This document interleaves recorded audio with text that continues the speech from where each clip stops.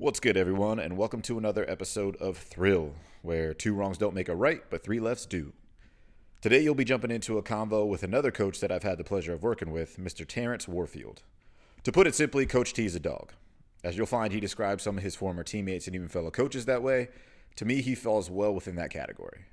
In the chat, you'll learn about Terrance's journey so far, which ranges from finding his love for training, the struggles that life has thrown his way, and how family can play such an influential role in all of it. He even sheds a little light on his goals for the future as he continues to hustle his way through the professional playing field. So without further delay, listen in as we sit down for a chat at a local iron paradise. The tunes go crazy. His playlist usually goes crazy. What's he play? Like, is it Everything. good mix or Like just usually at night he's a wild dude. So at night he'll play like slow jams, which is real wicked. Yeah? Like he'll play slow jams, which is insane because he played something the other night, and one of the members was like, you know, you can't be playing stuff like this. He's like, you know what happens at nighttime when I hear music like this? I'm like, dog, you're sick. Yeah. So he just plays anything, and sometimes he'll be on his shit where he's playing like lots of old school '80s rap. So it just depends on the vibe. But now that we have like a lot more athletes in here, he plays mostly clean music because younger kids and some of their parents will come in and watch the sessions. But yeah, it's cool vibes. Once the music goes on, it gets lit in here. I can dig the old school or even the slow jams. Like, whatever vibe I'm feeling, I can listen to like piano an entire workout if I'm like in that mindset. I don't think I've ever listened to piano during a workout. Oh my god! Like this morning, I posted about it, but Drake just came out with some new remix of a song. Literally the whole 45 minutes, it was one song. Oh man. Yeah. I think I got something wrong with me, but like if I hear maybe new a little jam, bit, maybe a little bit. I was joking the other day. I was like, "Is this a form of autism or something like It that?" has to be. I can literally just listen to one song, if it's quality, just like the whole day. And I was like, whatever it is, it's a vibe. Yeah, I don't got that in me. But whenever I lift, especially when I lift heavy, I listen to like R&B. Like I be maxing out a squat on listening to Confessions by Usher. Like that's just my thing. I put it in the headphones and I play it low because when I get in the gym, especially when I lift heavy, I'm already hyped up too much. I need something to slow me down. I need something to bring me back to earth so I don't do nothing stupid. So I be listening to that, Michael Jackson. I be cooling it. I love that. Yeah, cooling it. Nah, because I had teammates all throughout college the same way. Like, I got buddies that listen to Screamo. Like, they'll just be like the whole thing. And I'll throw that on some days just because growing up, I never thought I'd listen to it. But a lot of my buddies on, like, lacrosse teams, they would listen to it. I'd be trapped in their car, and I just got used to it. But I had so many different teammates that would listen to, like, country, Screamo, I don't know if I got rap. listen to country the during vibes were different. And I kind of got used to all of it, and that's what kind of changed me around, I guess, where I was like, I guess it just depends the mindset. Whatever I'm feeling that day, I can throw on whatever. But it's still that same search. It's like, all right, what is it today? We listen to this, we listen to that. Do you work out here?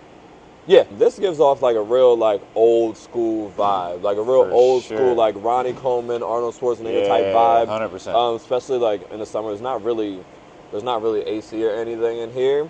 The fan is just a filter, like it's just real old school. Whatever. I like the one fan. Like I hate when gyms be freezing. Yeah. But, like if I get if there's like one Stairmaster or treadmill or whatever, and it's under a fan, I won't use it. Like I hate that shit.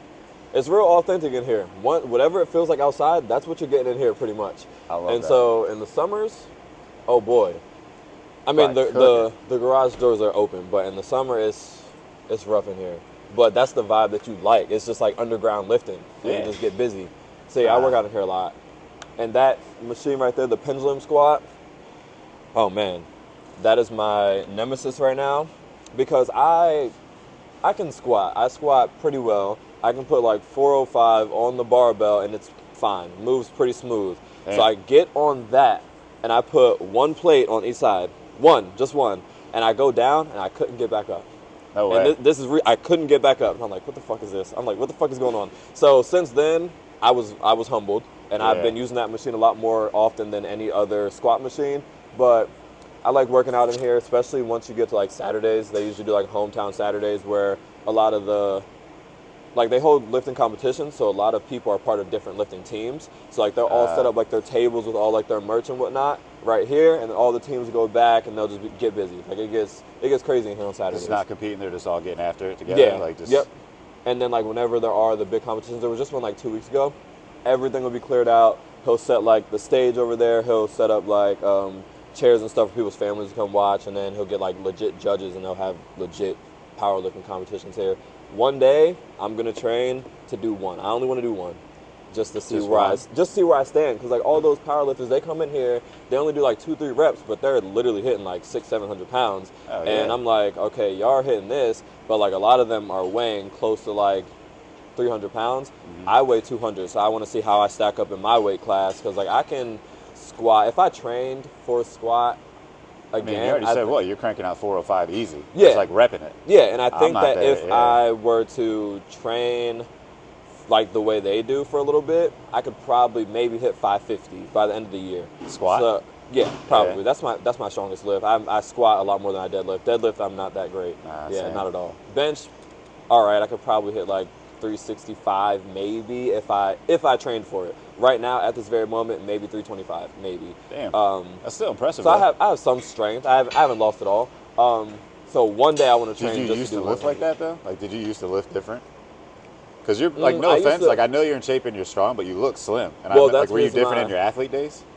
No, I've always, well, first off, how I even got into lifting in the first place, I didn't hit 100 pounds until I was 15 years old. So I was a real skinny dude. I came in high school 5'3", 95 pounds. 5'3"? 5'3", 95 pounds. By the end of my sophomore year, I was 5'8", 140 because I was introduced freshman year. I took strength training. Yeah. And so I fell in love with lifting, boom, and then I started like going crazy. But like since I've always naturally just been mad skinny, I don't really get too much body fat. Like, even when I eat a lot, there's no body fat attached to it. Like I just metabolism. It's just it ends up just being all muscle. So like I have lots of definition, but like I'm always gonna look kind of thin. Yeah. So at one point I was like, in college before I graduated, I was 4.2% body fat, and I weighed 190. It's and like so unhealthy. Man, to a point, yeah, but I felt great and I was strong, so it was good, and I still moved like an athlete. I was still playing flag football, all that good stuff. Yeah. And so shortly after I graduated, I wanted to gain weight. So I did this thing with Timmy, who's another trainer in here. We've been good friends since like 8th grade. And so we did this thing. We were just like going crazy. We would go to the gym 6 days a week, and I was consuming 7,000 calories every single day. So 5,000 would be in food, or 4,500, 5,000 would be in food, and then I'll have a mass gainer shake right before bed. That would be like 2,000, 2,500, right before bed. Yeah. And then I would suffer the consequences in the morning because I'm lactose. So 100%. It is what it is. But I was doing what I had to do. So from December 31st, which is when we started, to my birthday, which is February 28th, that's like 60 days roughly.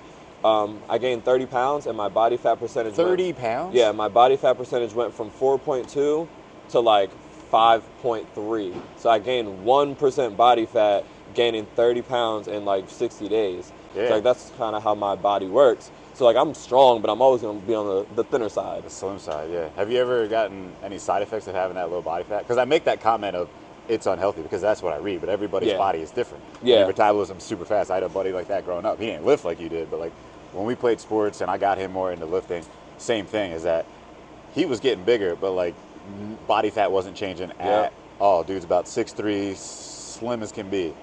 But then he's like, yeah, I'm gaining a little bit, and he really struggled to hold muscle as well. But like my man could eat cheeseburgers for days. Like he didn't touch greens. Yeah, but couldn't gain an ounce of body fat. And I feel that. To this day, I think last year he just started eating broccoli. Like that's the point to it is. Oh man, honestly, I love broccoli, but that's kind of how my body works too. Like their fluctuation is crazy. Yeah. Like if I don't lift, even if I eat a lot, if I don't lift for like 2 weeks, the muscle gone. But it's just as easy to get back. So like my muscle fluctuates a lot, but my body fat percentage never changes. Like at the highest, didn't lift for like 5 months, it went up to 11%, and I looked different, I felt different. My core was going away, like my six pack was going away. So I was like, nah, fuck that. We're gonna lock in. So then I started going back to the gym again, and after like 3 weeks, it cut back to 7.2. So like it fluctuates a lot, but it happens fast. But it seems like you kind of set the stage early. I mean, I get it's probably your genetic makeup, your DNA, all that jazz.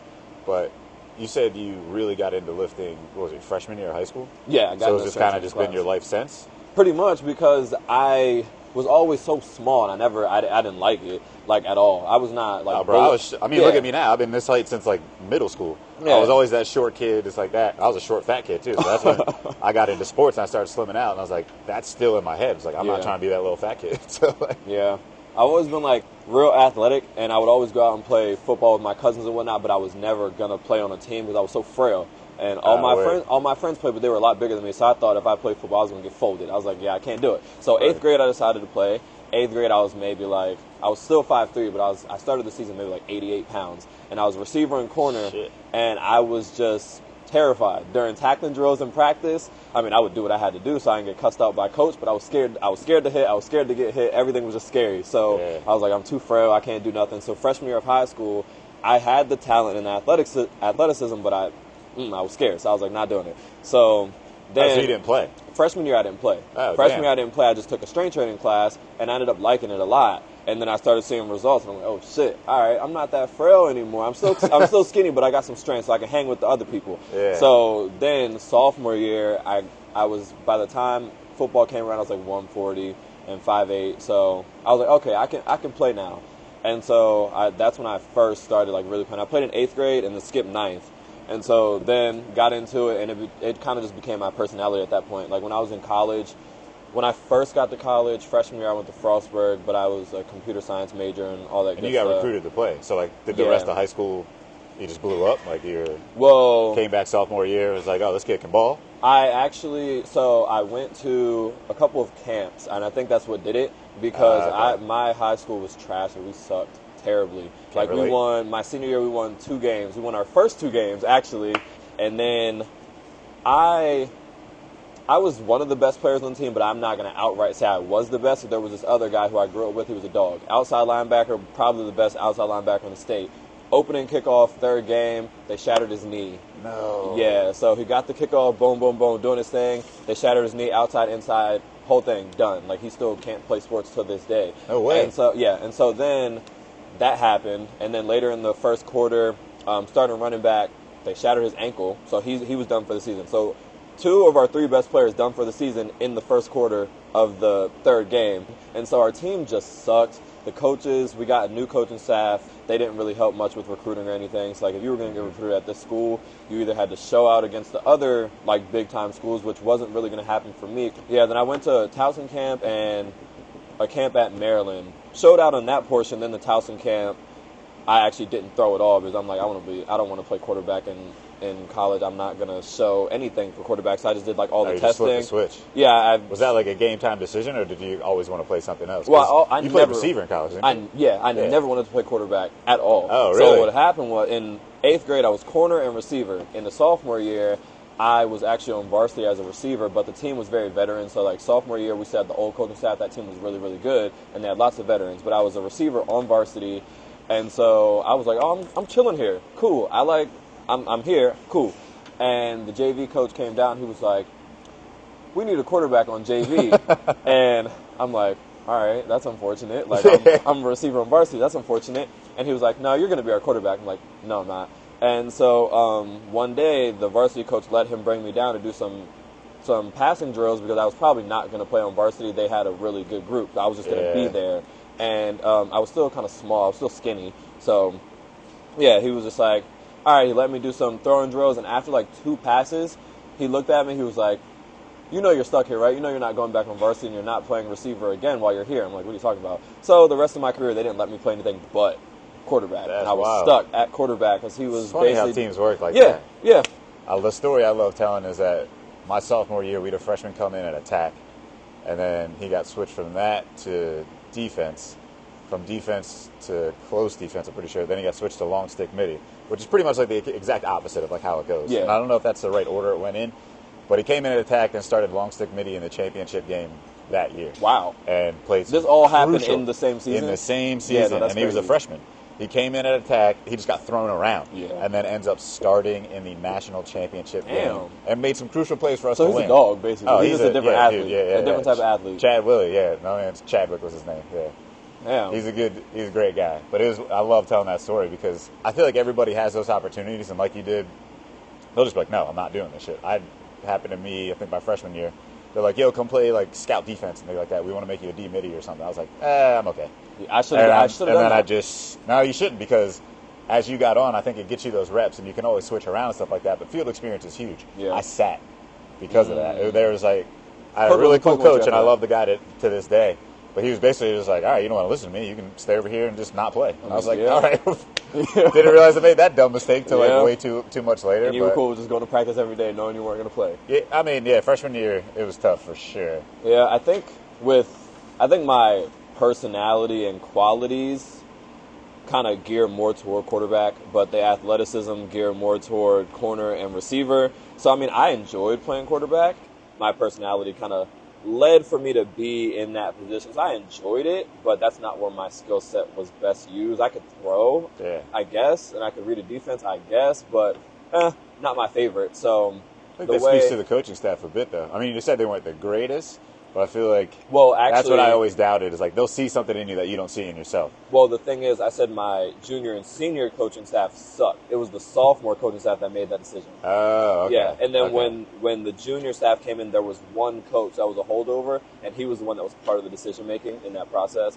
So he kind of was like, haha, don't think you're changing positions. Now that a new coaching staff is here, I'm like, all right, whatever. So, yeah, that stuck. And then one crazy thing, I think we might have talked about this before, the coaching staff and everything wasn't really good with recruiting. Our school sucked, all that sucked. So there was this thing, I don't know if people use it now, probably not. Social media is just booming, you don't have to use it. But there's this thing, Go Big Recruiting Profile. And so I created a Go Big Recruiting Profile. You link your highlights, you go to camp, people input your information. Oh, yeah, like Huddle does that now. Yeah. So like we would have that in for like travel. And you'd always have these letters, or you'd see people on stands and cameras like, hey, we'll film your games, we'll highlight you, we'll send it to you, we'll put it up on the platform. Yeah, exactly. And so I committed to Frostburg. Frostburg, D3 school, well, they were D3, now they're D2 because they were so good. For real? Yeah, oh yeah, for football, because the coach that I had when I got there, Coach Delane Fitzgerald, he now coaches D1. But when he got there, our record was 2-8. And so his first year there, we were 6-4, then 8-2, 9-1, 8-2, 9-1. He was just making runs to the playoffs. So then the school moved up, and then he went D1. So yeah, he did his thing. He was a great coach, hard ass Southern dude, but great coach. And so that's the school I committed to, because at the time, like I said, recruiting at my school was just not that great, and he would call me every single day. And I'm like, oh, I like the attention this dude's giving me. Love the attention this dude's giving me. There were other schools calling too, but he would make sure to call and text every day, all day. For real. So I'm like, oh man, this is my guy. So I committed to him. I created the profile, went to some camps, never looked at the profile again. So I committed to him, and then right when I arrived at Frostburg, I decided to look back at my profile, and it shows Did you forget about it, or were you just like, I don't need it? I kind of forgot about it. Yeah. And so committed to a D3 school. I get on there, and I look after I commit, and the University of Washington is top on the list. They had medium interest for me to play corner. Washington was up there. There were like 6 other like high D1 schools, but they were like low interest. Then there were like the D1 AA schools that had like higher interest. And then there were only like a few D3 schools at the bottom, and they had like high interest. But I'm like, if I would have referred back to this, I had so many other options to where I could have fished around, done a lot of different things. Yeah. And so, yeah, ended up going to Frostburg. And I don't regret my time there at all. I mean, I hated the school. Like the school was just, and I don't know if you know, have you been up there? I've never visited now. Oh my gosh, good. So Frostburg is way up in the mountains past like Cumberland, and it has its name for a reason. It's cold as fuck, and the only thing up there is one Walmart and one movie theater and a mall that has like 4 stores in there. Outside of that, there's nothing else. So on that campus, it's a very small campus. There's nothing on the campus to do. There's just like the frat houses. Everybody just parties, obviously. Oh, y'all had frats? Oh, yeah, because there's nothing else to do. Stevie was tiny. Like when I was there, they were making the first sororities and fraternities. Really? Yeah, they were like, the students were trying to form it. It's a very small school. It was, you were there we had with shit to do. I mean, there's further back. Like it used to be called Villa Julia, and then it became Stevenson. So we were like the first wave of it, and it's blown up since. We had the stadium. Now they have like a full athletic complex and shit like that. Their athletic complex is nice. It is wild now. But like at least we had Baltimore. Like that's what we would go to Towson, we'd go to Baltimore. You had things to do. Yeah, it seems like y'all we had one so Walmart and a movie. There was Frostburg, and then like 15 minutes down the highway there was Cumberland. I don't know if you're familiar with Cumberland. I've been there. Oh, you have? Yeah. Cumberland, there's nothing to do. Yeah, there's nothing in Cumberland. There's a drive uphill with a fucking Taco Bell and a McDonald's, and that's it. That's all there is in Cumberland. It's getting better, I've heard, but like not much. I heard. my brother's dad lives out there, and we just went to go like visit his dad not too long ago, and it hasn't really got much better. It's gotten a little bit better, but not much. Yeah. And so it was just that's kind of how like there was nothing to do. So I hated the school, but I loved the environment of the team because a lot of the guys from the team came from Baltimore area. So like they brought some of that swag to this area where there was nothing. So it was cool. And then the coach. Great. Coaching staff was amazing. I'd love to hear more about that because being under a great coach and like having that winning record, I think it's different because you were on Team a lot of everything. different teams. Like you said, your high school team sucked, and throughout my career, specifically in college, coming from high school, it was just like shit. And then we had a great travel team, and the culture there was huge. And then coming to college, we were always talented, but one year we won, my sophomore year. And that's what helped me realize the difference between like a real team and just a bunch of dudes that are playing the same sport and coaching staff. So I'd love to hear more about like the culture of the team, like how it influenced you. Do you think, like you said, it made it worth it for the school? Oh, absolutely. But like, do you think that played a big role of like you coming out of school, not to get away from your time there, but like how did it change your mentality? What influences did it have on you being under a coach like that? And what was the really team culture like with that growth? Because when you said you started losing record, winning record, winning record, winning record, like what changes did you see in the group and the coaching staff? Well, for me, it was more so just like the transition from high school to college. Because when the coach got there, we came in together. So his first year was my first year, and our first year playing together, we were 6-4. But the year before he got there, they were 2-8. But coming from high school, my senior year, our record was 2-8. So I went from 2-8 to 6-4, and the culture was just way different. So like in high school, my last year, at this point, nobody gave a fuck about the coaching staff. Like, nobody cared. No matter how hard the leaders tried, there was always more than half the team that was just like, oh, we're going to lose anyway, or, oh, the coach isn't going to put us in position. So, like, there was no type of, like, continuity. Like, we loved each other as individuals and as players, but when it came to, like, game time, it was just like, whatever, you just do whatever. Yeah. And there was no discipline whatsoever. But then, once I got to college, the culture there with Coach Fitzgerald, he established it early. Like, when I say he was a very hard-ass Southern dude, came in with his thick-ass Southern accent, first meeting, he let us know he wasn't playing no fucking games. Like, he already let us know he wasn't playing no fucking games. He was like, if you get too involved with alcohol, drugs, women, anything, he was like, you're cut. And he was like, I don't care who you are, you're cut. And then he made an example out of it, too, because there was this guy, went to a school in Baltimore, and he was just a fucking dog. Like, I'm a very confident dude in my athletic ability, and I always think that no matter what field I'm on, I think that I'm always one of the best athletes. This dude, better athlete than me. No doubt about it. Yeah, better athlete than me. He could do whatever he wanted at any position, whenever, and his body type was also different. He came in a little bit bigger, but he was just a dog, and he got caught with weed and just sat. Yeah, and he was one of like 3 freshmen. Our freshman class was huge. It was like 60. And he was he was 3 of the 60 that was on the varsity team and was on the travel list, but then he got caught, and he was supposed to start on varsity as a freshman, got caught up, and coach was like, I don't care how good you are, you're just not going to play.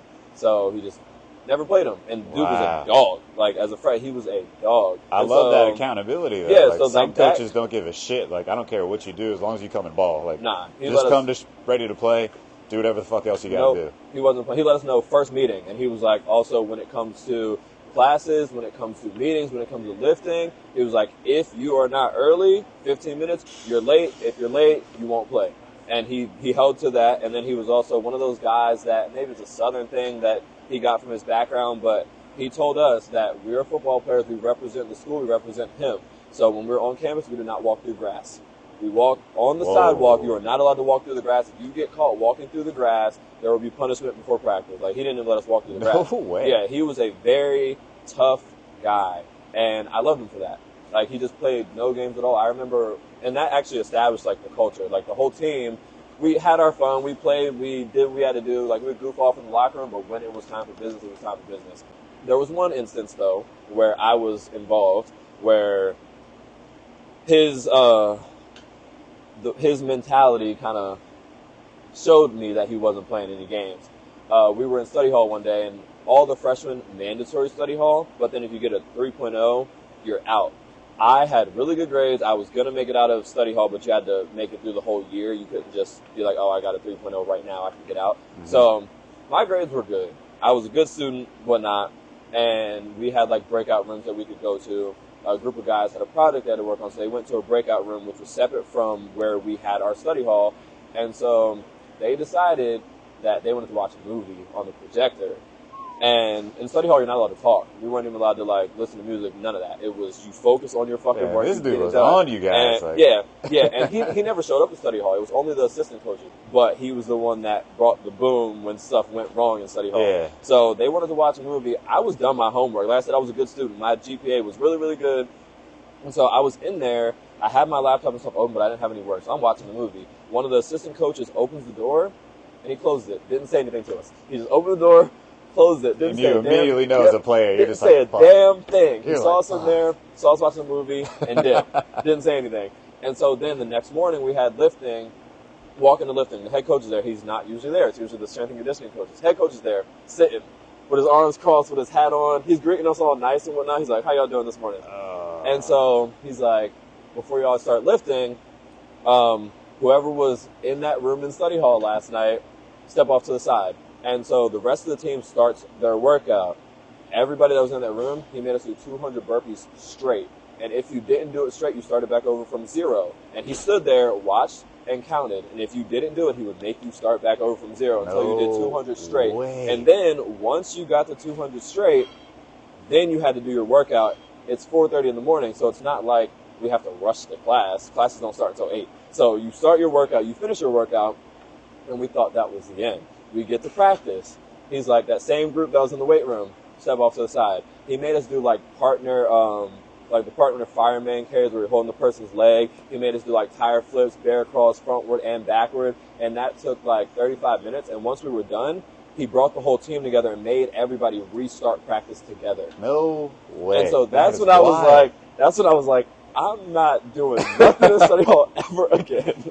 That was the worst. Fucking crazy. That was the worst day of my life. We had a trainer like that. Like our coach was definitely a hard ass in college. Like he's known throughout the lacrosse industry as like, this guy just yells. That's what he does. I think it was my sophomore year. We had a bunch of our freshmen miss study hall, and we had a great strength and conditioning coach that day or that year. Strength and conditioning Yeah, coach. he was the guy. Like, I credit him a lot for us winning that year. He pulled him out for practice, and he was like, "All right, same thing. Everybody on the end line." We did the barrel walks. We partnered up. We did those down and back. We did crab walks and bear walks down and back, and then he made us do barrel rolls. Half the team puked. And then we started practice from like nothing happened, and literally we were dizzy for like a half hour. Yeah, bro. And everybody's like missing passes, and our coach doesn't give it. She's like, "Catch the fucking ball!" Doesn't care at all. I was like, "Oh my god!" And it's crazy how coaches like get to that Ruthless. level. Like they don't care. I mean, it's good for it. Like again, like freshmen were on point the rest of the years. Like we ain't missing nothing. Then we had seniors like, "Yo, if you don't go, we'll fucking yeah." Oh yeah. The accountability after those moments is crazy. Like that stuff develops the culture. Coaches like that. A lot of people can look at them as bad coaches, but I think those people are just like mentally weak. But I think if you have the mental for it, or if that coach helps you develop it, these are the coaches that you need if you're going to win. Yeah. And so you might question them because they're all psycho. They're all sick in the head. Like my coach he was sick in the head. I don't know what the fuck was wrong with him to see us practicing a hurricane and just point. Like he's crazy. Your coach, crazy. But that's how you win. 100%. And I love that you said that because I'll attest to it. And we still debate it, but like, I have so much more respect for it now that I'm out of it. Yep. Of like when I was playing, I was just like so caught up in myself and like the battles of getting injured, playing time, all this jazz. Like, is it him? Is it? It was like, no, he did everything that he did because he believed it was necessary. It made all of us stronger. He was thinking outside of the field. Yeah, exactly. Instead of like, I get we're here to play a game. This is what you're focused on. But he said it every year at our award at our award banquet. At every time anybody was there. And even in our huddles, beginning of the year, he's like, I'm not only here to make you better lacrosse players, I'm here to set you up for life. I'm here to make you tougher for life. And at the time, again, I was like, man, fuck this. Like, why does it have to be this way? And like now, so many years later, I was like, I'm so happy I went through that shit. Even if, whether I agree with it or not, like going through those tough times have built me up for tougher times that I'm meeting now. Their methods might be a little psychotic and a little like now. Even now, you don't have to agree with it, but like you see the light. But also now, coaches like that wouldn't last because now it's athletes are too soft. But like if you buy into that stuff, shit. Like if I didn't go through that, I would probably I don't know where I'd be in life, but like that shit literally builds your character. Yeah. Like I am thankful for all the crazy things he made me do. I'm thankful for those 200 fucking burpees at 4:30 a.m. Yeah. Won't do it again, but I'm thankful for it. And I think every child, especially growing up as an athlete, needs someone in their life like that if you're going to succeed in life. To like put them in check, 100%. Yeah, like I mean, it was we played football, you played lacrosse, but like your coach said, like my coach would always say, it's not even about that. Like, I'm here to develop you for life because I'm an older dude. I know what life is going to throw at you. You need 100%. This shit now, so then when you get to anything else in life, it's cheese, cake. Because what I put you through, so they're crazy, but you do need a little bit of insane. And I even say that from players. Yeah, a lot. Somebody that's just got a screw loose on the team. You need that asshole coach or that asshole in your life to really set you up. It's like, life's going to fucking be tough, bro. Get a helmet.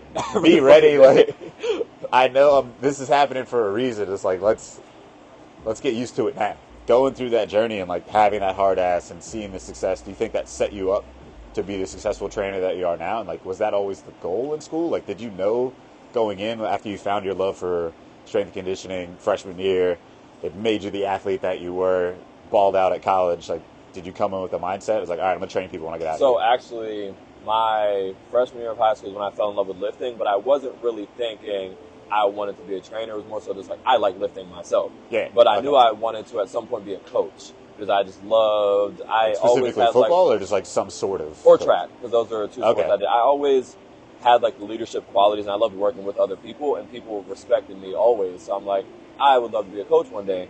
But then when I went into college, I was actually a computer science major, so I wasn't thinking about training at all. I was just thinking about lifting, playing football, and getting a computer science degree so I could make a lot of money when I got out of college. And then I ran into calculus, and that class was hard as shit. And I was like, you know what? I really don't like computers that much.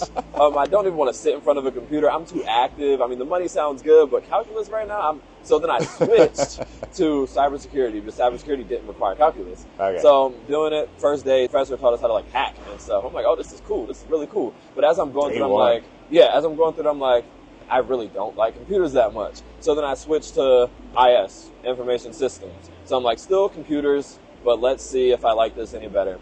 Didn't like it any better. But at this point, by the time I switched majors, I had transferred from Frostburg to FCC because I stopped playing football going into my second year. That's when I stopped because I had like my 6th concussion and the movie Concussion with Will Smith came out. All the CTE research was coming out. So I was like, all right, I should stop playing. And I'm like, since the only reason I was here was for this coach and for this team, now that I'm not playing, I'll just go back home, go to community college. And then I was like, I don't really want to be at FCC anymore because I didn't really like being home.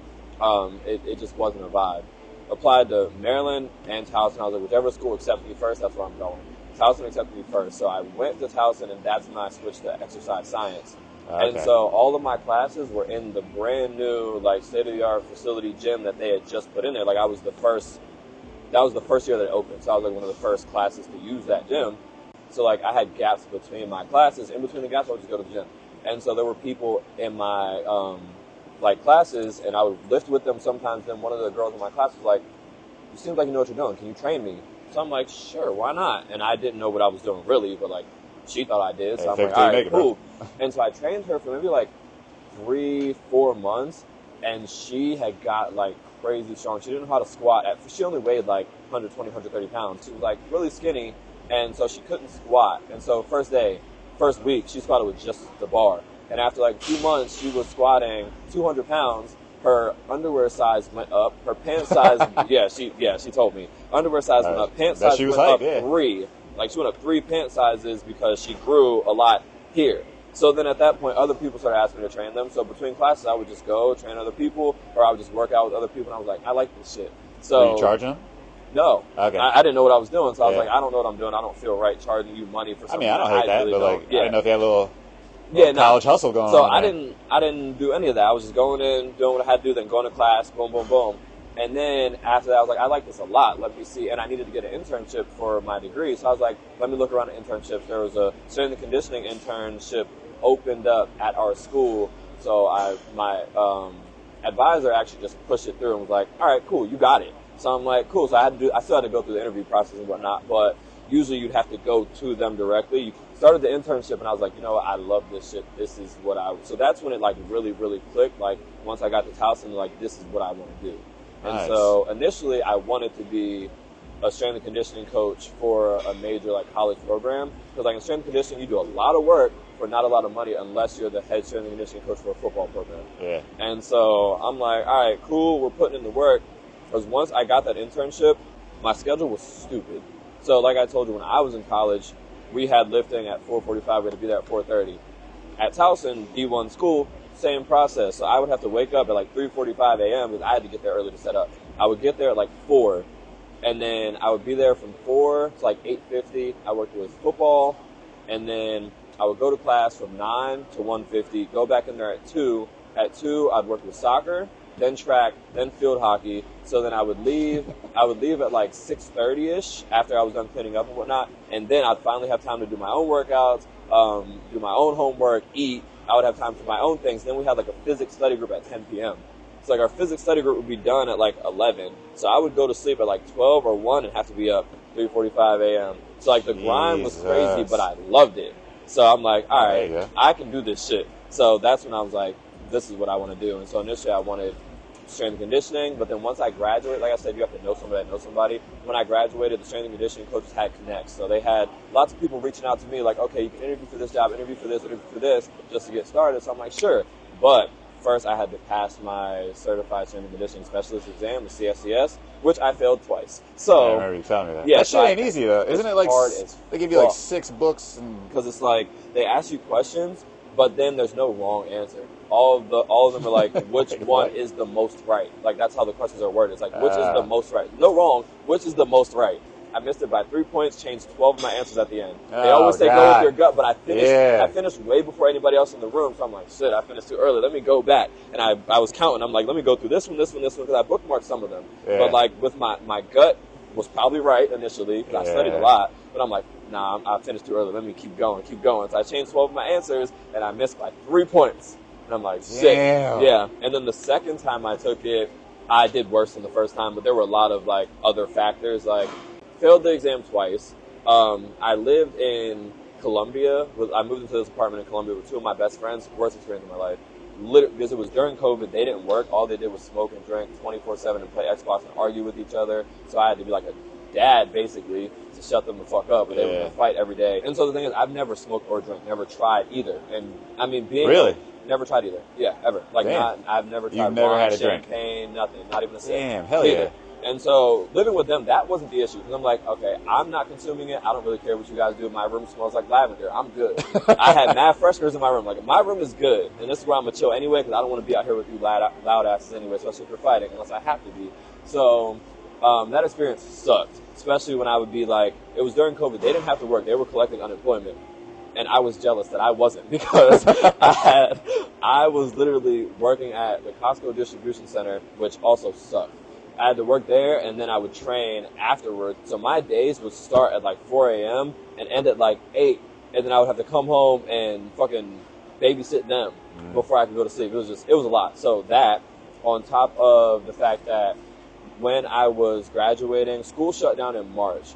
I graduated in May, but my apartment for school, the lease wasn't up until July. So from March to July, that's 3, boom, that's like 4 or 5 months. And obviously I was a broke college student. I didn't have any money.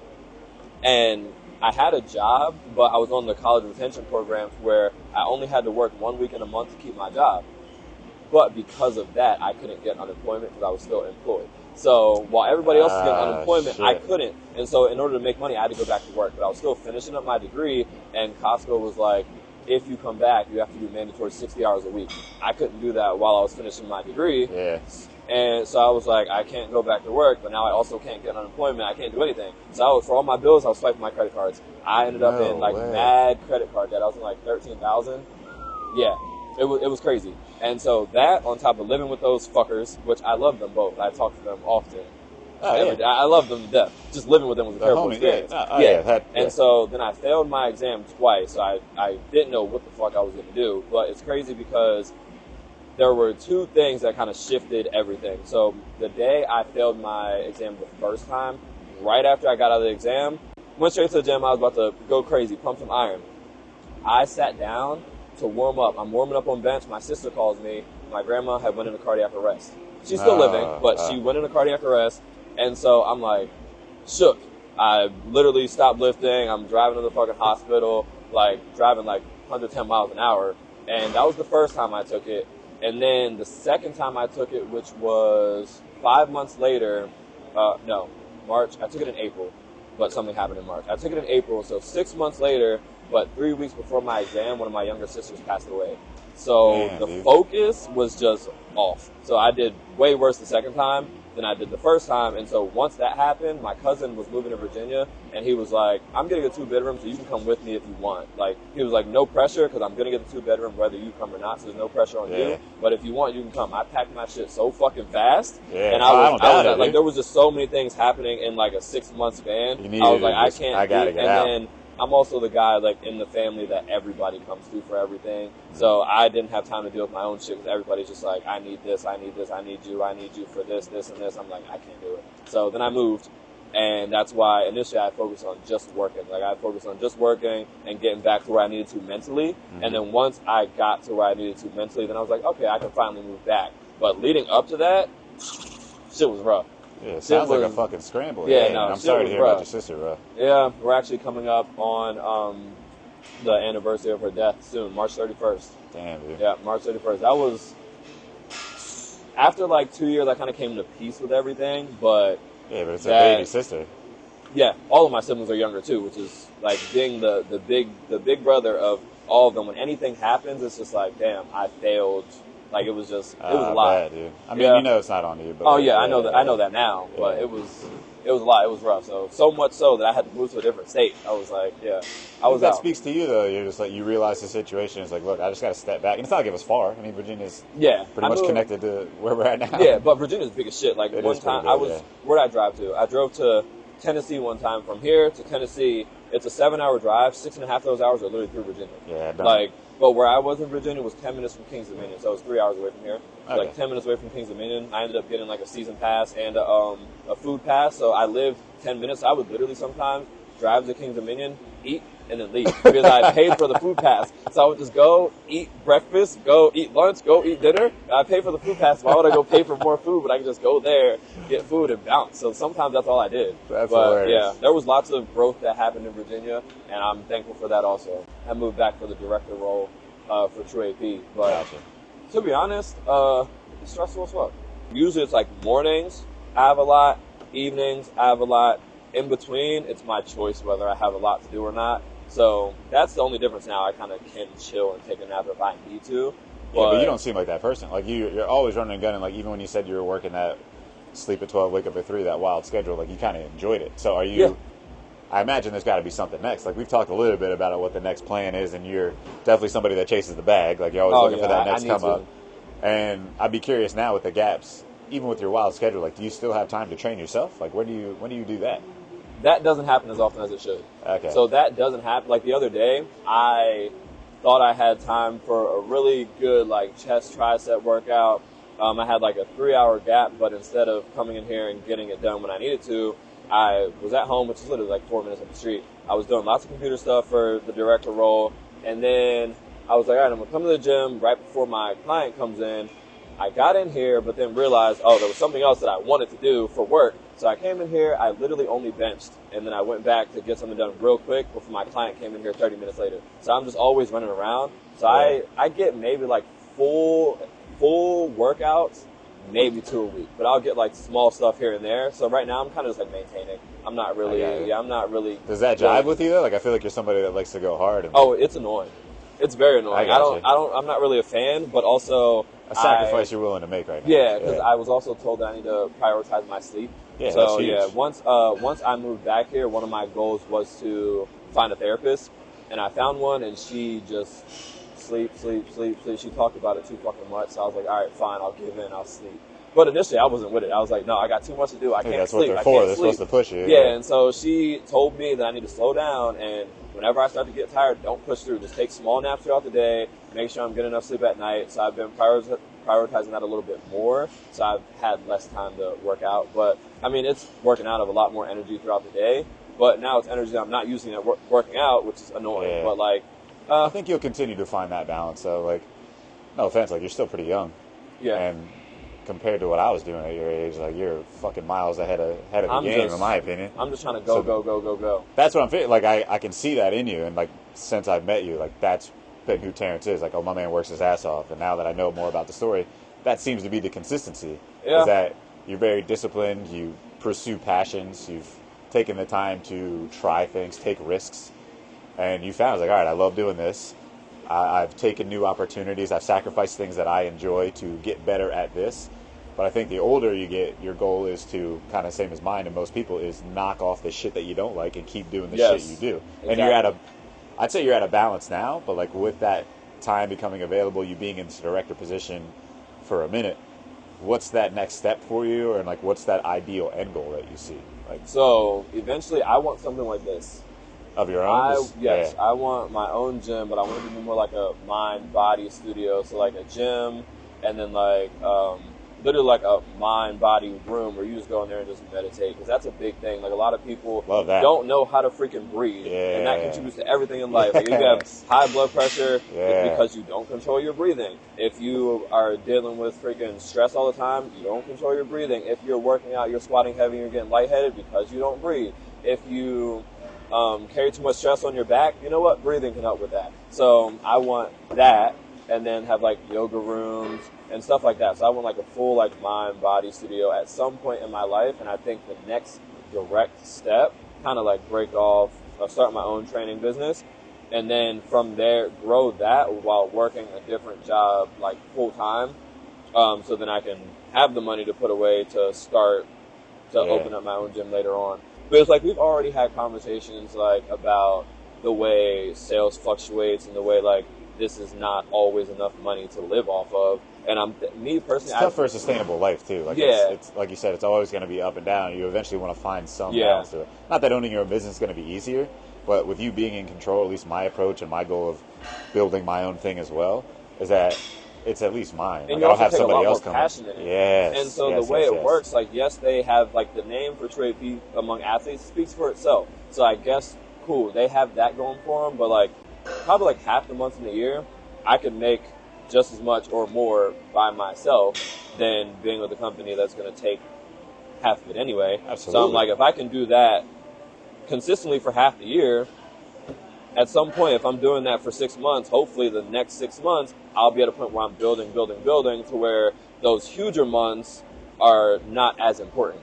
And I also want to get to a point where, like right now, like you heard what my hours are, like I have late nights, early mornings, big gaps in between. I want to get it to a point where it's like a more stable schedule to where it's like, if it's early morning, I'm done at a normal time as opposed your afternoon? Yeah, because I want to, at some point, look to start and build a family. And this role doesn't really support those things. So that'll be something. At least in the fashion which you want to do it. Like you Exactly. realize the importance of the support that you need to provide, the presence that you need to give and everything like that. I can't just not be there. Like that doesn't sit well with me. Family is very important to me, and that's the most important thing. And I think that once you choose someone that you want to hopefully spend the rest of your life with, that person takes precedence over a lot of things in your life. Because there aren't really too many things that you get to choose. Like I didn't really choose my family. I was born into it. But like the person that you're going to be with, you choose that person. Choosing you, at this point, I'm putting you on a pedestal. Because not too many, like I said, not too many things in life you get to choose. So I love that breakdown. I picked this person, and also I've always dreamed of being a father. So if I'm choosing you and I'm also choosing you to make me a father, you two are the most important things in my life. So I'm going to cater my life to you. Yeah, no, especially with a passion for it, because I'm pretty opposite. Like, I've never thought I was going to have kids. I'm very unsure if I'll ever get married. Like, it's never been my jam. Yeah. Like, I've also just never been good at relationships. Yeah. But it also doesn't make sense to me. Maybe I'll wise up and meet the lady one day. But I think for someone that's always geared to that, is like, yo, I'm going to be a dad one day. I think that's a phenomenal way to approach it. I think you take a very strategic, professional, unselfish approach to it, which I definitely did. Well, that comes from my grandfather. So, like, growing up, since my parents were kind of, like, young and had to do their own thing to financially support, I spent a lot of time with my grandparents, all the time with my grandparents. They basically, like, raised me. And so my grandmother on my mom's side, it was just her. But then on my dad's side, it was my grandmother, and then my grandfather, who my grandmother married 2 years before I was born. So they've been together longer than that, but they've been married I'm 27, they're married for 29 years at this point. And so he's all I know as a grandfather. Like, I know my dad's biological father, but I don't really know him like that. I've seen him like 3 times.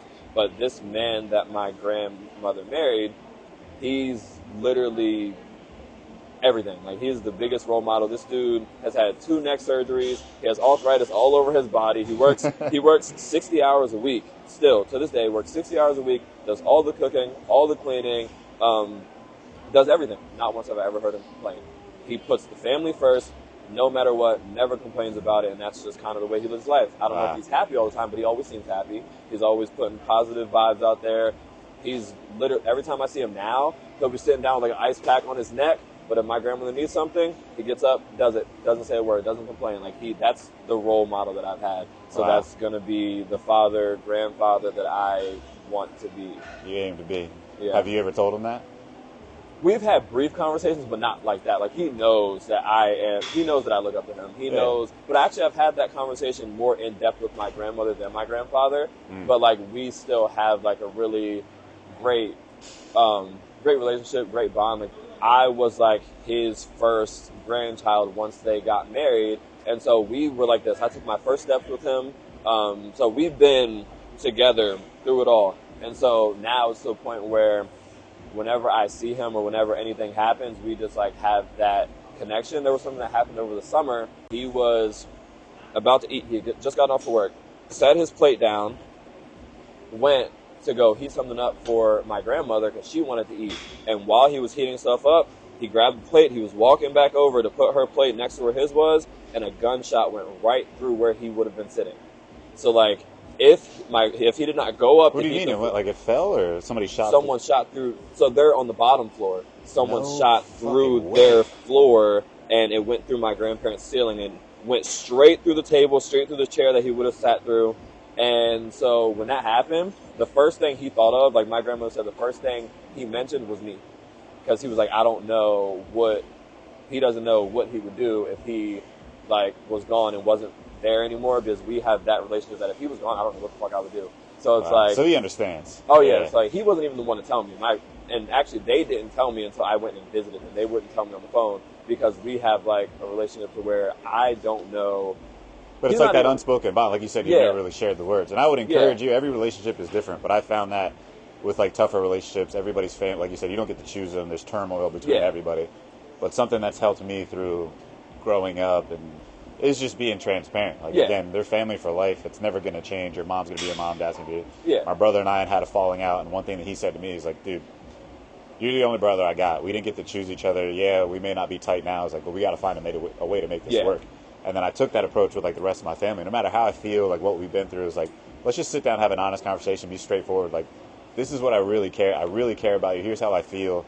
Here's what I feel about what we went through, and it's helped progress. But even the simple things, like people that you don't have turmoil with, sitting down with my grandmother after losing my grandfather, because I was kind of raised by them a bit. My parents separated. My mom lived with our grandparents a lot. Yeah. My mom, my grandma, my grandpa, they raised me for a good majority of my life. Losing my grandfather was like the first instance of death that I ever had. But after that, especially with my grandma being alone, like I take every opportunity I get to just be like, you know, I love you, right? And like you raised me, and I would not be the person that I am today without you. Yeah. And, like, I understand now what role, and I apologize for all the ignorance I had as a kid, but like, I fucking love you. This is what you mean to me. So like you said, it's unspoken, but I would encourage you to have that conversation. Just like, bro, like, you may not realize it, but this is what you've done for me. Yeah. And I think he'd greatly appreciate it, obviously, because he knows what he does. Again, you have that unspoken bond, but words can help. Being able to get it out and just like let somebody truly know, have that eye to eye, and it's like, bro, this is what you've done for me. It's more than I can ever pay. He definitely doesn't understand the depth at all. Like every time I see him, so I'd encourage to paint that picture. My grandmother does, but he doesn't. So like whenever I'm there, whenever I'm leaving, like of course I'll tell him I love him. We hug it out like that. We have that, but like he doesn't know like in depth. But he does know that he means a lot to the point where if something happened to him, he knows that I would be in shambles. And it's actually crazy to the point where, like I said, he's the grandfather that was married in, but he's the one person where it was like, if he's gone, I would just be lost. He literally will do anything for me, give me whatever I need. Yeah. So I will definitely have that conversation with him soon, because like I just told him that story, anything can happen at any moment. I'd encourage it. I'll definitely do that. It seems like y'all got that bond, which we do. It seems amazing. And he will literally jump, hop, and skip. Just whenever I need anything, or even if I don't need anything, if I want something, he'll just boom, it's there. Yeah, and I'd encourage, like, let him know your story too, and like what you're aiming to do. Like share all these dreams and these aspirations. I'm sure you talk about it with your girl and your family if you don't already with your grandpa. But like, these are my goals. I want to open up a gym. I want to do these things. I love training. Like, I'm sure y'all are tight, but like, oh yeah. So there are a lot of things that we haven't talked about. So we've talked about those things, but right now he kind of, I guess he sees a little bit, which he should, but I guess he sees a little bit of him in me, because whenever I'm there, it's usually like in and out, in and out, in and out. So he just always sees me work. Like, I'll walk in, he'll start smiling, he'll be like, guess you're not going to be here long, you're always on the grind. I'm like, listen, man, I get that from you. Yeah. So, yeah, he knows how that goes, and he knows, like, the hours that I put in, but he doesn't really know. He knows the end goal. He doesn't really know the steps toward the end goal. Yeah. So I guess we do have to sit down and chat a little bit, because he's been saying for a while, he's from New Orleans, so he's been saying for a while he wants to take me to Mardi Gras. There you go. Yeah. It's like That's we could just take like bad, a trip out, just go somewhere, but the issue with that so far has been, obviously he works a lot, and then I work a lot, but I am okay with taking off for a little bit. Him, on the other hand, he would struggle to take off. He's been doing it every single day he's been working that job since right before they met. So for like 30-something years, every single day. And I went over there a couple weeks ago, and it was like the second day ever that he had called out. He had strep, so he didn't have a choice. And he woke up to go to work. My grandmother wouldn't let him. So that was the only reason he did not go to work. And I'm the same way. It's like, unless I physically am unable to go, I'm going. Like, this is what it is. And so he has a real big issue taking off of work. He has so much fucking, like, PTO saved up. He has, like, months worth of PTO, and he just doesn't use it. You definitely get that from him. He's just like, I'm going to just go to work anyway. For what? Like, yeah. So y'all are so similar. I think you could gain, like, there's definitely a perspective that he could provide. Again, y'all talk about it, but it's that in and out. Like, having that true sit-down, if y'all can take that vacation, I think it would help you tremendously. So, just getting that other generation perspective, like his experience, maybe some wisdomly advice, or just some words of encouragement from someone that you truly admire. Like, having that power, those words from someone like that, I think could be so powerful for you in your journey, and the encouragement that I don't think you need any more drive, but like it would absolutely give him, just knowing all the things that he went through. Because he's told me stories. Like, when he was younger, growing up in the streets of New Orleans, he was probably about that action. Like, he was probably with the shits, and that's why actually he now still to this day he wears like oversized, like 3X clothes. He's not a big dude, but he wears baggy ass pants and a big ass hoodie, and I would assume that's because he had to carry that chopper around with him and had to hide it. He would tell me stories. He would tell me stories, and I have lots of in-depth conversations, like I said, with my grandmother. But for the most part, I stay to myself. I don't really say much. Like, me and him could sit on the couch, not say a damn word for an hour, and just still enjoy each other's company and still feel that same bond that my grandmother probably feels when we're sitting down talking. But it would be nice to actually have a conversation. Step out that comfort zone. Because I can relate to that. Like, I'm like that with my brother and my dad. Like, we're chilling. Yeah, I like to chill. And my mom will just be like, what's wrong with you guys? Like, why don't you say anything? We're having a good time. We're fine. Try to have that conversation, dive a little bit deeper. Kind of like this. But, like, that's my mission here is just, we know each other. And, like, whether we've done this or not, we still be cool at work. Absolutely. But I love hearing about people, because there's little tidbits here that I take inspiration from. Like, your work ethic. Like, you're a fucking dog. Like, how you describe your boys. Like, you work your ass off, and that's something I can pick up here, but I think a lot of people don't take the time to just converse. And it's like, yo, let me get to know you. What is your perspective? How do you operate in life? Is there something that I can gain from that? Is there a perspective that I can provide that might help you to get to that next step? And I think conversation is the best way to do that. So people are shied away from it nowadays, especially with these things, the phones. Yeah, especially with two of them. So, one of them for work is always buzzing. I think that speaks to you, though. I had a homie like that with one of my first sales job, is that he played ball overseas and knew like 3 different languages and all this shit, but he always carried around 2 phones, and he was like, business, pleasure. And I was like, man, you'd be doing some shit on the side, don't you? He was like, I mean, you gotta check the pleasure phone for that. And I was like, it never stops, and you can get so caught up into it, but taking this time to do face-to-face, especially with the people you care about, I'd say sit down with your boy. It's actually like crazy. I will definitely do that soon, probably. Maybe like next weekend. I got time.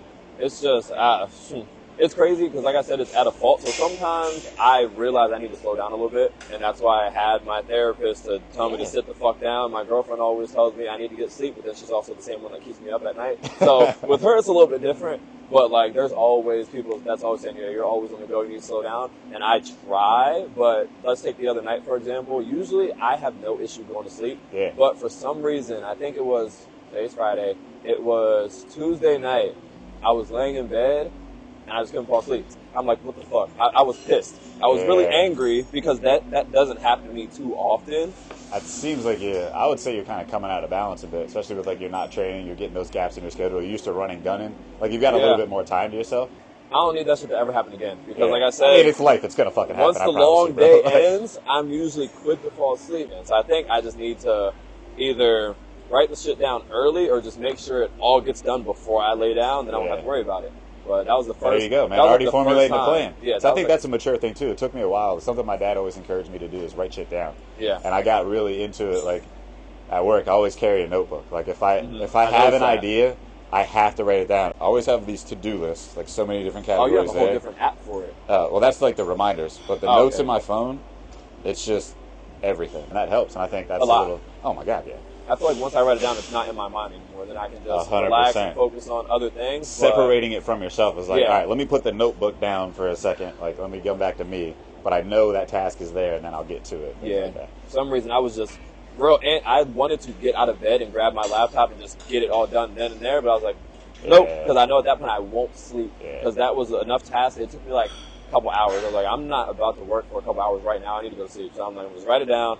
And worry about it in the morning. But I do that too. Like I used to live my life off of like sticky notes. I would just keep a sticky note on my desk, write shit down, stick it here. When it's done, I would just leave them there. So I'd cross it out and then either write something on there if I had space, or just put a new one, boom, then cross them out. Then once it got full, I would take them all off, throw them in the trash, and start all over.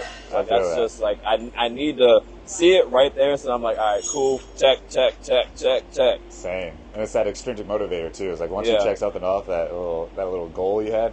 The annoying part of all of this is you've mentioned before my work ethic. I feel like I don't work enough. Like I feel like I don't do enough. Yeah. Like I feel like there's always something that I just need to boom, boom, boom. And even once everything's done, I'm like, all right, now what? Like I don't feel right not doing something. I think you'll find a balance to that, but I'd say hold on to it. Like that's not a bad thing. Like to me, that's at some point I'll burn out, and then it'll be like, all right, I'm cool. I feel like that's drive. But I mean, but if you take a note from your grandpa, like he's pretty seasoned, he's still grinding. You'll find a balance to it. I think. But talk to him. I feel like that'll be. I think that's why I encourage it, is because not only from the sake of getting closer to family, the bringing up my grandfather, like the precious time that you had. That wasn't the motivator. It was more so. I think you could truly benefit from someone that you relate to so much and that they've been through so many more years. It's like there might be a key in there that's going to take you to that next step. Maybe he's got a gold nugget in there that's like, oh shit, I never thought about that, and that gets you to your gym quicker. It has to be or something, that gets you because I see it, but after neck surgeries and arthritis all over your body, and you do like drive trucks. I don't know how he does that part. Like I don't know what in his eyes or in his mind is like, okay, 2 neck surgeries, I can't do any. 2 neck surgeries, I can't do a damn thing with my body, and yet I'm still working 60 hours a week. I need to ask him that, because he sees that I work a lot, but I also haven't had that type of something happen to me to where I'm like, I need to slow down. Like his body's telling him, sit the fuck down. And something in his mind is like, nah, I'm good. But I think he's paid the cost, the surgery, something like that. Maybe that would be his advice. It was like, hey, just like we tell people when we're in class, it's like, yo, listen to your body. Like, if your body's telling you you're tired or you're hurt, like, don't fucking push past that point. And I think that speaks to those driven people. The same thing is like, let me see how far this can go. And there's like, actually, you end up getting hurt, whether it's in business, life, lifting, shit like that. It can be a problem, but again, if it's something that you can gain, I mean, much like, I know myself, I learned the hard way. Like, and I hate that I do, but I'm gonna be someone that you can tell me something, but I'm gonna have to figure it out myself. And I hate that I'm like that. It's made me who I am, but I like taking that risk sometimes. It's like, maybe I'm different a little bit, or maybe I can get past this. And the only way more to find out, it's like, if I sit down, I know it's going to happen. But if I push, maybe I'll get past this. Have you always been like that, or was that something that kind of came from having that psychotic-ass coach? Or did that enhance it or amplify it? Because I know that helped. Like, that added to mine. Sports, it's definitely instilled that. I remember my first lacrosse game ever. It's fucking freezing cold. It was 8th grade. A couple minutes in the game, I get slashed right across the knee. And I'm talking the side of my knee. It's like a half of a softball. And I'm just like limping off the field. I was like, fuck this. I'm never playing again. Like, it's my first game. We had back-to-backs that day. Damn. And I'm just like, fuck this, dude. I was like, this game sucks. Like, I thought practice was fun. It's like, I didn't come out here to get fucking hit. I was like, this is bullshit. I'm crying and all this stuff. And my dad pulls me aside. And he was like, just go try this next game. You got one more game of the day. If you don't like it, then we can be done with it. I go out the next game, I score a goal. I was like, this is the best fucking thing ever. And I was like, all right, there's that gratification. I was like, this is something worth pushing through. And that was like my first love. Like I immediately became that lacrosse kid in my high school. But it was definitely those years that I needed to push me off. And like, you got to push through that tough. You got to run through the storm. You got to embrace that suck. Yeah. And just like, to be a better person. You literally have to sit in it. Yeah. Like that's when I tell you I moved to Virginia, I was sitting in all of it for a little bit. I was sitting in all of it. Like you have to feel it. And a lot of people, especially guys, like we don't really speak much about it. So like you said, you're just chilling with family. We'll just sit there on the couch. Yeah, like you literally just when you feel something that sucks, you have to sit in it, feel it, and then boom, it's time to wake up and get shit going. Like women, when they go through something, boom, boom, boom, boom, boom. Yeah. It's out there. Like it's out there to all of their friends, all of the family, whoever. Like that's how they let it out. Us, we let it run through, and then it's go time. I do think that men could learn a bit from communicating a little bit more. Yeah, a little bit more. Yeah. But there is a lot to learn from sitting in that shit too. It doesn't need to become like self-reflect. Our personality. No. Yeah. Like get it out a little bit, vent, realize sometimes you just have to hear your own words, and then you're just like, all right, let me sit a little bit more on this. Let me do that internal analytics, analyze myself, realize what I need to do, and then I'm gonna get back to it. Yeah, and also one thing I do to kind of keep that in check a little bit, I listen to a lot of fucking audiobooks because I drive a lot. And so I'm going to find them now. A lot of the audiobooks that I listen to are pretty much like audiobooks surrounding the mind. Like I have both the David Goggins books in here. Never Finished, Can't Hurt Me, 7 Habits of Highly Effective People, Relentless, Ego is the Enemy, The Power of Now, You, The Subtle Art of Not Giving a Fuck, 48 Laws of Power. Just listening to that shit while I'm driving also helps a lot. It helps. The mental side of it is so crazy. And everybody's is a little different, but that's something I fell into. I'm not big on books, and like the motivational books never really got to me, but YouTube. And I'll try the audio books. I definitely want to dive into Goggins because that guy's fucking crazy. In like the best way possible, I would say.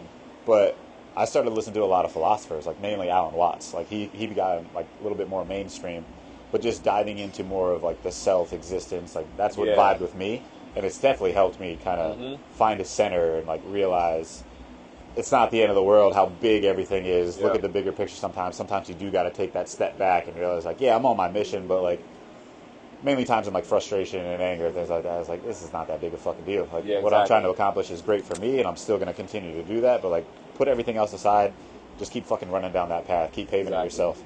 But I appreciate that because I'll look into the audiobooks a little bit more. Even with them though, like sometimes like I drive so much. Sometimes just hearing it, like sometimes when I'm driving, I kind of tune out. So like I'm not always very present when they're on. But just having the information go through your brain, you kind of pick up on things. Like, even if I'm not that present, I just know if it's on, I'll catch something that resonates, and I'm like, oh shit, all right. I'm a big believer in that. Like, take it back to the saying of "Show me your friends, I'll show you your future." Or you're the culmination of like the 5 people you surround yourself with. But I equate that to like social media and like the anxiety and depression you have in the youth nowadays. Is because whether you're paying attention to it or not, and your mind scrolling, that shit's going somewhere. Yep. And that if you can fill it with something positive, and I found the same thing. Like I watch the same YouTube video or like the same speech or whatever it is over and over again. And I already know what he's going to say, or like if I'm driving and I'll tune it out. Yeah. I'd rather have that positivity come into my head than just some other shit. Yeah, sometimes it's music. I'll even listen to comedians sometimes and shit like that.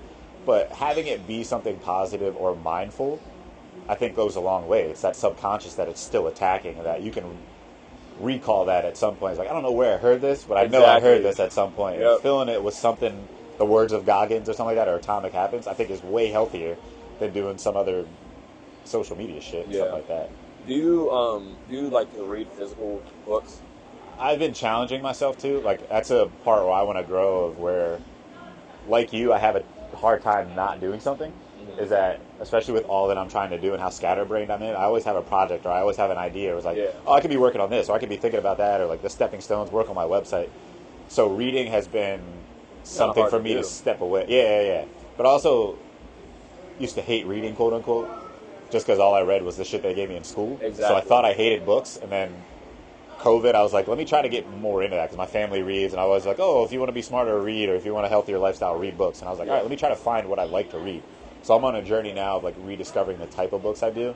So I try to do like my daily 10 pages of just, it helps me separate from, put the to-do list aside, step away from everything else, take this time to really focus on just this book, this one thing. And it's really fucking hard for me. Yeah, but, especially when you are scatterbrained and have so much, it's hard to focus on these 10 pages because you'll be on page 1 halfway through, you'll read something on the page, oh shit, boom, spark another thought. Yeah. Yeah, so I see a word and like, I was yeah. like, here's an idea. I was like, this will make me think of this. I was like, oh, I could do that. And I was like, wait, what did I just fucking read? So I'm still battling with that. I saw this tidbit the other day, like somebody on social media.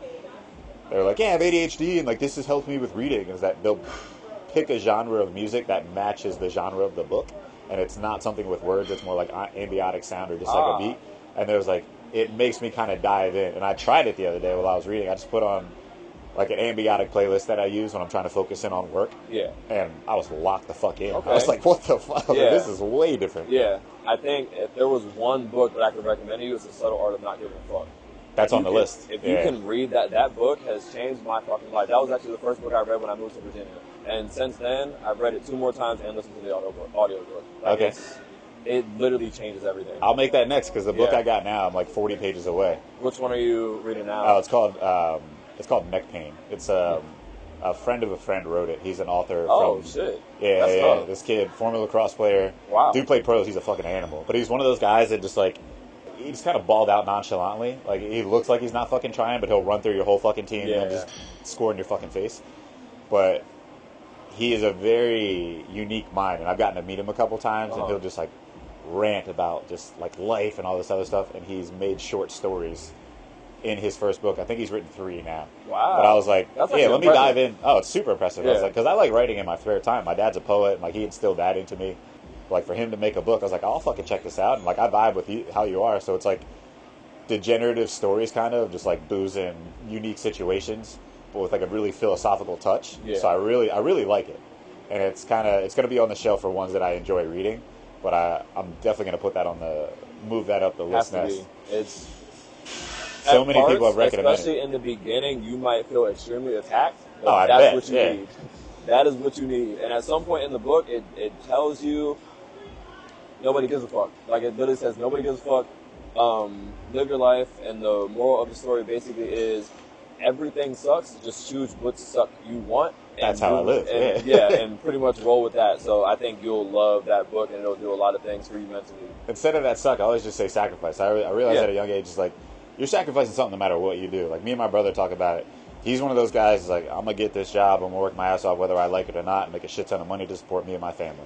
And I'll ask him, I was like, do you like your job? He's like, I mean, I don't hate it. And I was like, but do you love it? And he's like, no.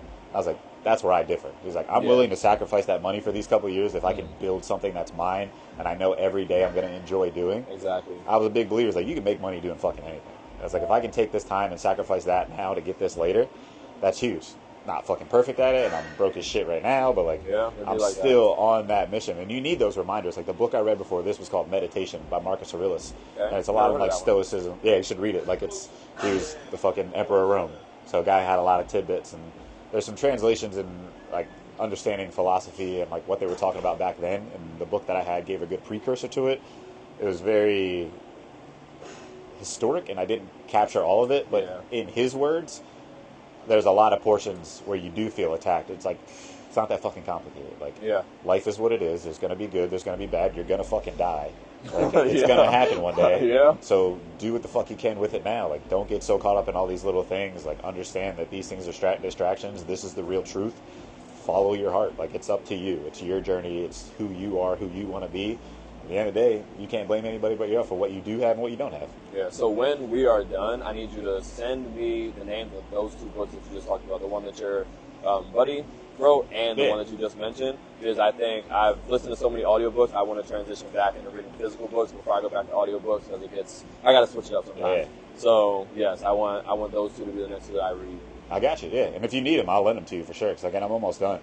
But I'm going to do the same thing. Like, I know I've been fighting it, but once Spotify added audiobooks on it, I was like, I should probably start listening to this, because that's what's worked for my dad. Like, he's an English teacher, loves reading. Again, he was a writer, but he was like, I didn't really have time to read, so I just started switching to audio. And I was like, oddly enough, like, I kind of fucking hate podcasts despite starting one, because I've never been able to just like sit there and listen to people talk.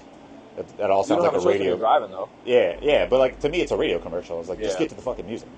But I found it a little bit different with the philosophers that I listen to. It's like, I can hear that, but if it's a quality book, I think the Atomic Habits or a Goggins thing could probably get me going. And it's like, oh, I can dive in there, focus in on this. So the Atomic Habits, you might not get in that audiobook because the person that's narrating it, that's the big part of me. I tried to listen to him. Like, he did an audiobook of a book I've read, and I was like, I loved this book. Yeah. And he was like, I'm like 3/4 of the way through, and I sat in the car with him while I was listening. I was like, I need you to turn this off.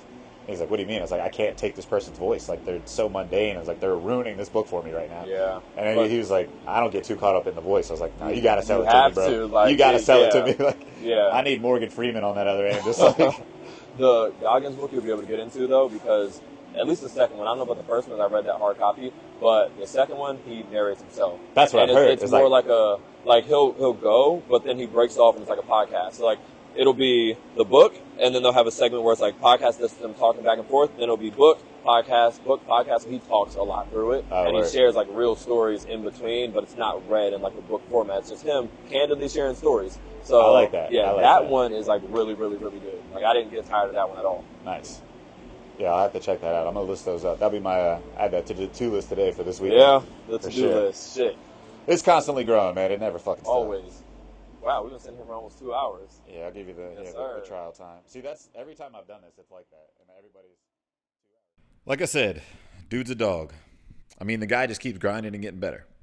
Far from perfect, I'll admit, but a story worth sharing that I think we could all find a little inspiration from. If you enjoyed the conversation, feel free to share with others. And if you've listened to the others on the list, you might as well subscribe. I mean, I think there's a lot more perspective to be gained out in the world, so I don't really plan on stopping here. Regardless, as always, I hope you know that you are appreciated, and I encourage you to enjoy the day.